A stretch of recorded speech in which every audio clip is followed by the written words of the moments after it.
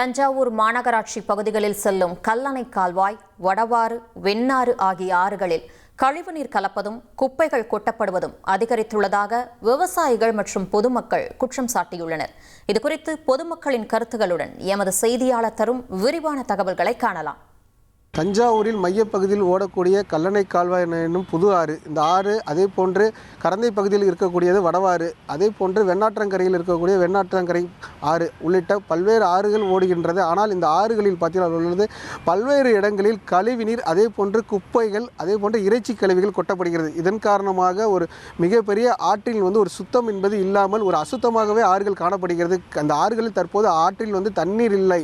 தண்ணீர் இல்லாத காரணத்தால் ஆறுகளில் முழுவதுமாகவே கழிவு நீர் தான் தேங்கி இருக்கிறது. அதே போன்று எங்கு பார்த்தாலும் குப்பை கூலமாக தான் காணப்படுகிறது. ஒரு துர்நாற்றம் வீசுகிறது. இதனால் அங்கு ஆற்றம் ஓரத்தில் செல்லக்கூடிய பொதுமக்களுக்கு மிகப்பெரிய ஒரு பாதிப்பு ஏற்படுகிறது.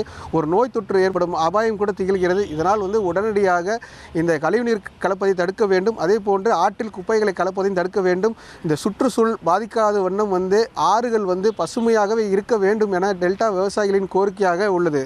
வடவாற்றிலே 20 இடங்களில் கழிவுநீர் சாக்கடை கலக்கிறது. இதனால் பொதுமக்களுக்கு பெரும் அபாயம் ஏற்படுகிறது. மாலை நேரங்களில் துர்நாற்றமும் கொசு உற்பத்தியும் அதிகமாகி கொண்டிருக்கிறது. இதனால் மக்கள் பெரும் அவதிக்கு உள்ளாகிறார்கள். நீர்நிலைகள் எல்லாமே கழிவு நீராலையும் சாக்கடை கழிவுகளாலையும் ரொம்ப பெரிய அளவுக்கு பாதிப்பு அடைஞ்சிக்கிட்டு இருக்குது. ஹோட்டலோட கழிவு நீர்கள், சாக்கடை கழிவு நீர்கள், அந்த கோழி இறைச்சி, மீன் இறைச்சி எல்லாத்தையும் நதிகளில் தான் இது பண்ணுறாங்க. குறிப்பாக எடுத்திங்கன்னா குடமுருட்டி ஆறு, காவிரி ஆறு, வெண்ணாறு, வடவாறு, வெட்டாறு இந்த பகுதியில் எல்லாமே சாக்கடை கழிவுகள் நிறையா கலந்துருது.